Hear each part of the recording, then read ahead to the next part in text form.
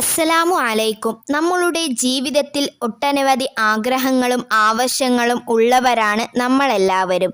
ചില ആഗ്രഹങ്ങൾ നമ്മൾ വിചാരിക്കുമ്പോൾ തന്നെ നടക്കും. എന്നാൽ മറ്റു ചില ആഗ്രഹങ്ങൾ നമ്മളുടെ കയ്യെത്താം ദൂരത്താണ്. എങ്ങനെ ആഗ്രഹം സാധിക്കും, ആരാണ് സഹായിക്കുക എന്നറിയാതെ വിഷമിച്ച് ടെൻഷനടിച്ച് ജീവിക്കുന്നവരാണോ നിങ്ങൾ? എങ്കിൽ ഇന്നത്തെ വീഡിയോ നിങ്ങൾക്കുള്ളതാണ്. നിങ്ങളുടെ ഹലാലായ വളരെ അത്യാവശ്യമായ ആഗ്രഹങ്ങൾ സാധിച്ചെടുക്കാൻ സഹായിക്കുന്ന മഹാന്മാർ പഠിപ്പിച്ചു തന്ന ഒരു വലിയ രഹസ്യമാണ് ഇന്ന് ഞാൻ പങ്കുവയ്ക്കുന്നത്. ഒരു കാര്യം ആദ്യം തന്നെ ഓർമ്മപ്പെടുത്താം. ഇത് വളരെ പവർഫുൾ ആയിട്ടുള്ള ഒരു കാര്യമാണ്. ഇതിൽ ഇസ്മുൽ ആളം അടങ്ങിയിട്ടുണ്ട്. അതുകൊണ്ട് ഒരു കാരണവശാലും അനാവശ്യ കാര്യങ്ങൾക്കോ അല്ലെങ്കിൽ പരീക്ഷിച്ച് നോക്കാനോ അല്ലെങ്കിൽ ദുരുപയോഗം ചെയ്യാനോ ഈ കാര്യം നിങ്ങൾ ദുരുപയോഗപ്പെടുത്തരുത്. നിങ്ങളുടെ ജീവിതത്തിലെ ഏറ്റവും അത്യാവശ്യമായ ഹലാലായ കാര്യങ്ങൾക്ക് വേണ്ടി മാത്രം ഇത് ചെയ്യുക. പൂർണ്ണമായ വിശ്വാസത്തോടെ ചെയ്താൽ ഫലം ഉറപ്പ് തന്നെയാണ്. എന്ത് കാര്യത്തിനും അള്ളാഹുവിനോടുള്ള വിശ്വാസവും നടക്കുമെന്നുള്ള ആഗ്രഹവും നിങ്ങളുടെ മനസ്സിലുണ്ടെങ്കിൽ ഇൻഷാ അള്ളാഹു ആ ദുആ നിങ്ങൾക്ക് സ്വീകരിച്ചു തരുന്നതാണ്. അതിനുറപ്പായും അള്ളാഹു നിങ്ങൾക്ക് ഉത്തരം നൽകുകയും ചെയ്യും. പരിശുദ്ധ ഖുർആനിൻ്റെ ഹൃദയം എന്നറിയപ്പെടുന്ന യാസീൻ സൂറത്ത് ഉപയോഗിച്ചാണ് നമ്മൾ പടച്ച റബ്ബിനോട് ദുആ ചെയ്യാൻ പോകുന്നത്. ഇത് ചെയ്യേണ്ടത് സുബഹി നിസ്കാരത്തിന് ശേഷമാണ്.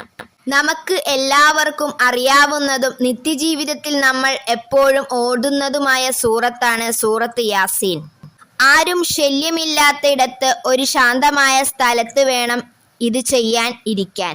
സംശയത്തോടെയോ പരീക്ഷണ ബുദ്ധിയോടെയോ ചെയ്യരുത്. അള്ളാഹു എനിക്ക് ഇത് സാധിച്ചു തരും എന്ന ഉറച്ച വിശ്വാസത്തോടെ മനസ്സിൽ കൃത്യമായ നിയ്യത്തോടു കൂടി 4 തവണയാണ് യാസീൻ ഓതേണ്ടത്. എന്നാൽ സാധാരണ ഓതുന്നത് പോലെയല്ല, ഇതിന് ചില പ്രത്യേക രീതിയുണ്ട്. അത് ശ്രദ്ധിച്ചു കേൾക്കുക. ആദ്യത്തെ ആയത്ത് ബിസ്മില്ലാഹിർ റഹ്മാനിർ റഹീം എന്നോടുകൂടി സൂറത്ത് തുടങ്ങി 1-ാമത്തെ ആയത്ത് യാസീൻ എന്നത് 7 തവണ ആവർത്തിച്ചു ചൊല്ലുക. തുടങ്ങുമ്പോൾ മാത്രം ബിസ്മി ചൊല്ലിയാൽ മതി. അതിനുശേഷം സാധാരണ പോലെ ഓതി വന്ന് 38-ാം ആയത്ത് എത്തുമ്പോൾ ആ ആയത്ത് മാത്രം 14 തവണ ഓതുക.